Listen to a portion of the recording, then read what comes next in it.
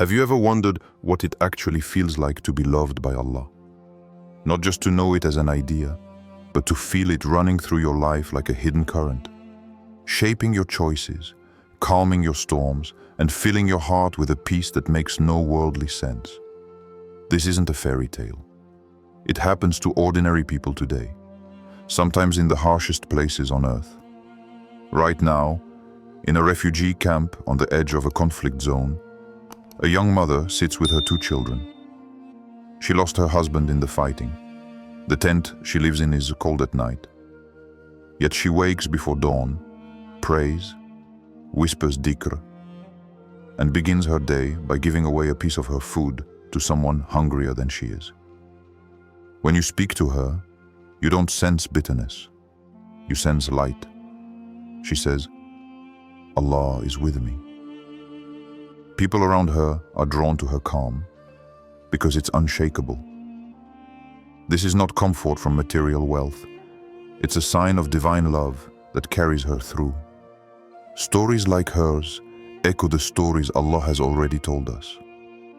In the Quran, Prophet Ibrahim, peace be upon him, was thrown into a fire by his own people, yet Allah made it cool and safe.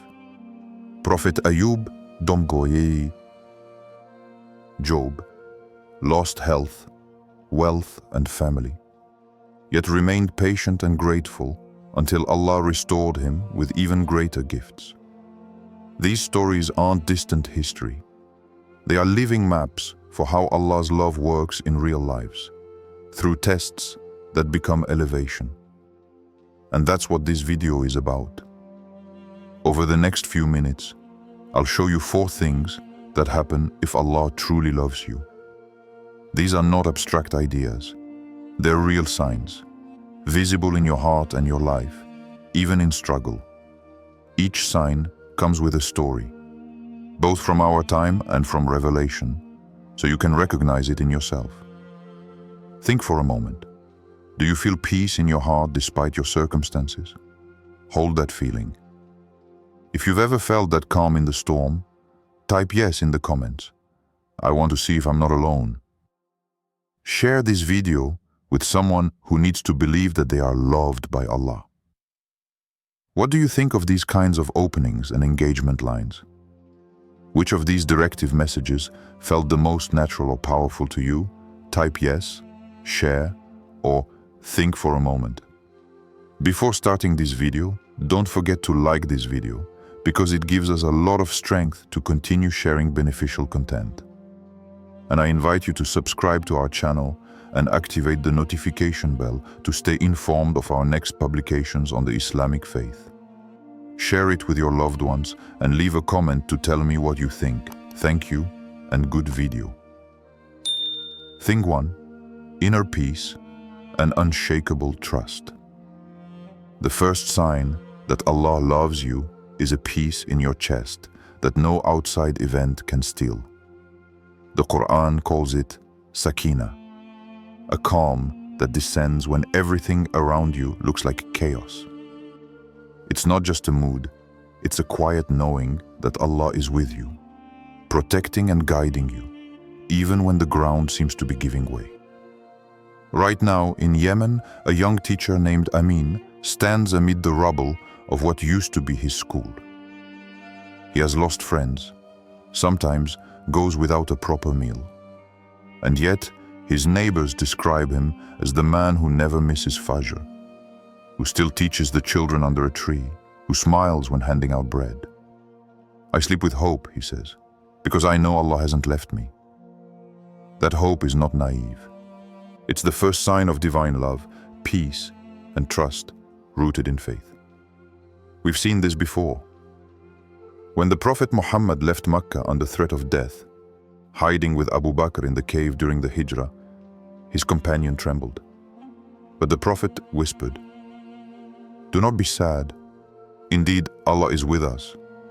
Quran 9:40. That moment was the living picture of Sakina. Even hunted by enemies, the heart remains anchored. Or think of Musa, Moses, standing before the Red Sea with Pharaoh's army closing in. His people panicked. Musa said calmly, No, my Lord is with me, and He will guide me. Quran 26:62. There is unshakable trust. Contrasted this with life without such peace. Anxiety becomes the default. Every setback feels like a personal collapse. Decisions are driven by fear or anger rather than faith. Without sakina, we're like a ship without an anchor, tossed by each wave. With it, even storms become tests we can pass. Pause the video, close your eyes, and recall one moment you felt totally calm, even though things were going wrong. Or that if you've ever had that kind of trust, can you write in comments, "My heart knows"? Tag a friend who needs to hear that they can have this peace, too. Do these engagement prompts feel genuine, or do they feel forced? Which one? Pause video, write in comments, tag friend, seems to get you to act more. Thing 2.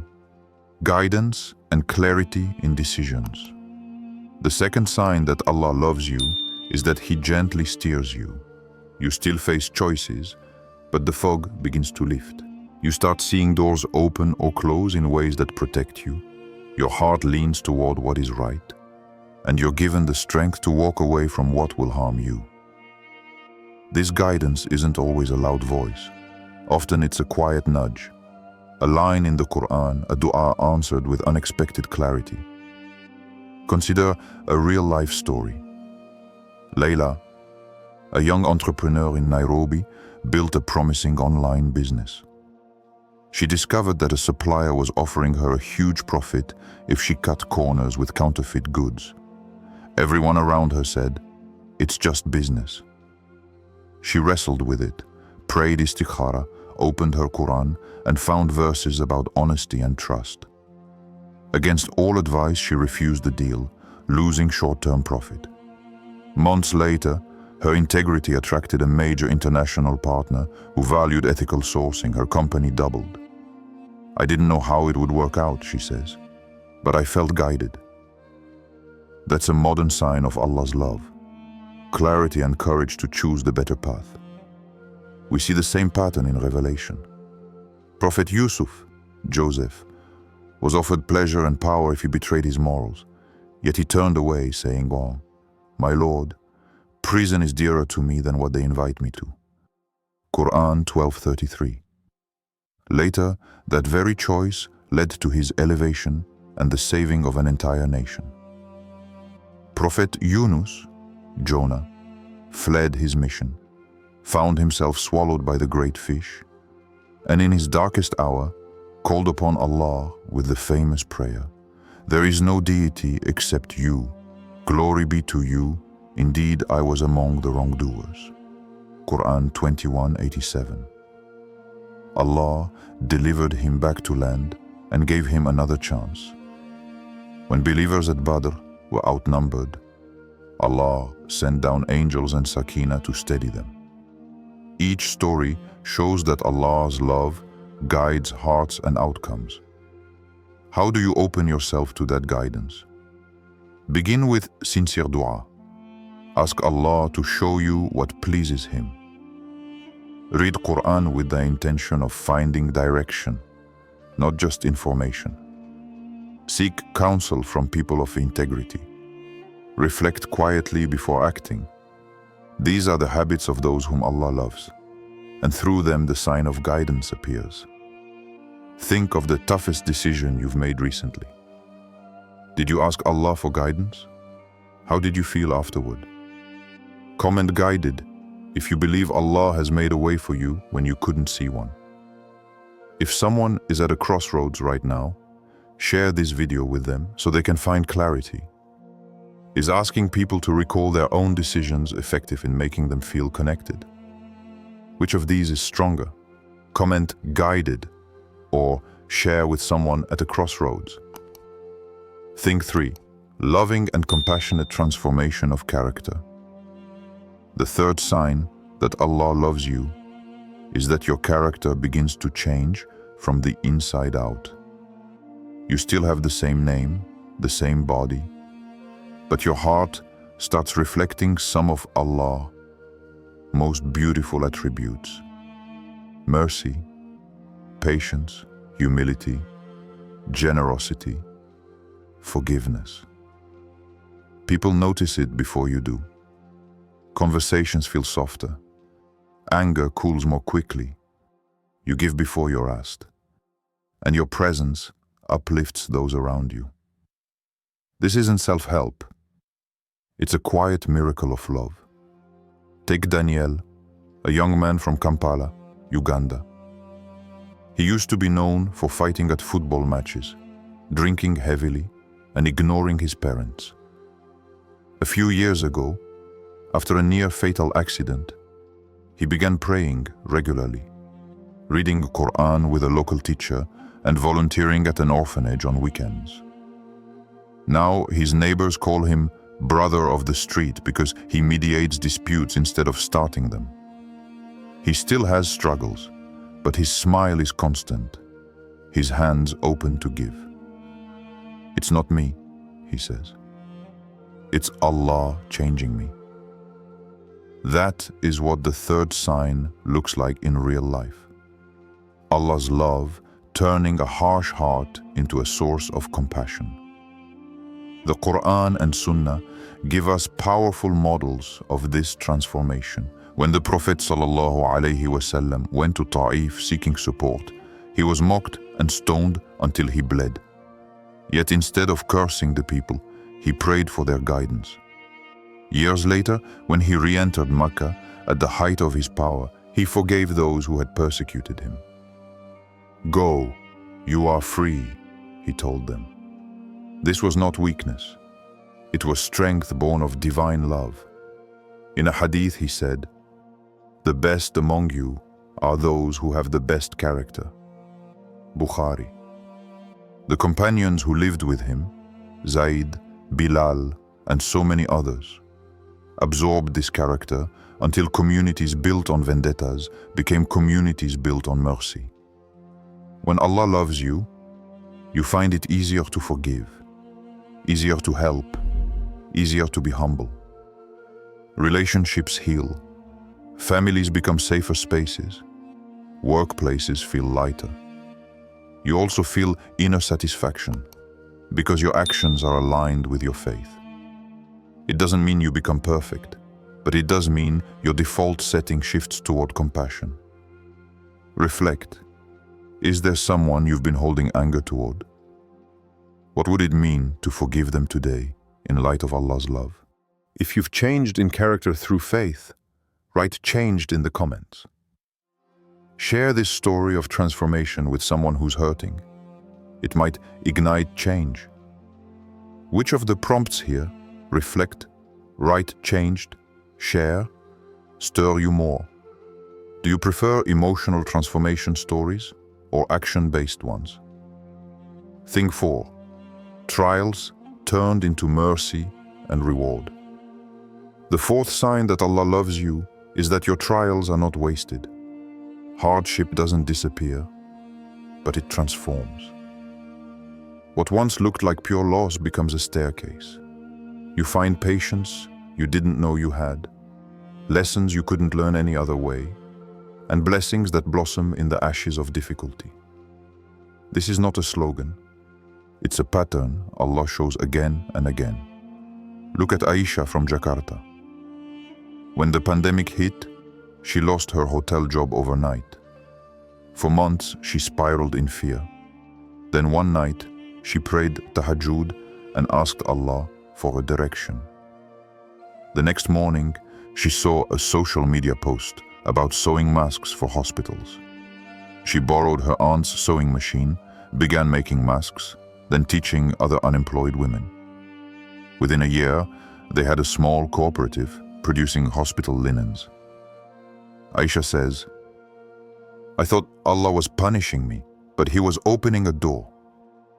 Her trial turned into mercy and reward for her and for hundreds of others. The Quran offers living portraits of this. Prophet Ayub, Job, lost health, wealth, and family, yet remained patient and devoted. After years of suffering, he prayed, Indeed, adversity has touched me, and you are the most merciful of the merciful. Quran 21:83. Allah restored him with even greater gifts. Musa's people stood trapped between Pharaoh's army and the sea, thinking it was the end. Allah split the sea and made their escape the very moment of their victory. The youth of the cave, Ashab al-Kahf, fled persecution and fell asleep for centuries. What seemed like abandonment was actually protection. Over and over, trials are not signs of rejection, but of being carried. That's why the Prophet ﷺ said, when Allah loves a people, He tests them. Tirmidhi. Trials are not always punishment. Often they are the soil where patience, gratitude, and new blessings grow. When Allah loves you, even your wounds become gates of elevation. Think of your current trial. Is there something inside you that you can shift to see this as mercy or a stepping stone? Comment mercy if you believe Allah is making beauty from your pain. Share with someone whose trial feels heavy. They need to hear that this too is a sign of Allah's love. Do these prompts help in reframing trials? Which directive, think, comment, share, would you feel comfortable doing? Conclusion and call to action. We've traveled through 4 signs of Allah's love together. First, the peace that settles in your heart even when life storms around you. Second, the guidance that makes your decisions clearer and your steps steadier. Third, the transformation of your character into patience, mercy, and generosity. And fourth, the way trials become mercy and reward, turning losses into ladders. These signs don't mean you're perfect. They don't mean you'll never stumble or feel pain. They mean Allah's love is working in you, sometimes quietly, sometimes dramatically, even when you can't see it yet. Just as a seed pushes unseen through the soil before it sprouts, His love may be shaping you in hidden ways. Right now, somewhere in the world, a woman named Samira embodies all 4 signs. She fled war as a refugee with nothing but her children. In the camp, she found sakina in prayer, clarity to study nursing online, a heart that began to forgive and help others, and trials that open doors. Today, she coordinates a small clinic serving hundreds, mentoring young mothers, and raising funds for clean water. Her journey is not perfect, but it shows what Allah's love looks like in action: peace, guidance, transformation, and trials turned to mercy. This is your invitation. You don't need to wait for your life to look different before you start. You can take one small step right now. Pause here. Choose one of the 4 signs you want most in your life. Pray for it. Intend it now. Write in comments. Which one did you pick? Peace, clarity, character, or mercy? If you found hope in this video, share it on your status/story so others may benefit. What felt stronger? The challenge to act or sharing the video? Which conclusion message motivates you more?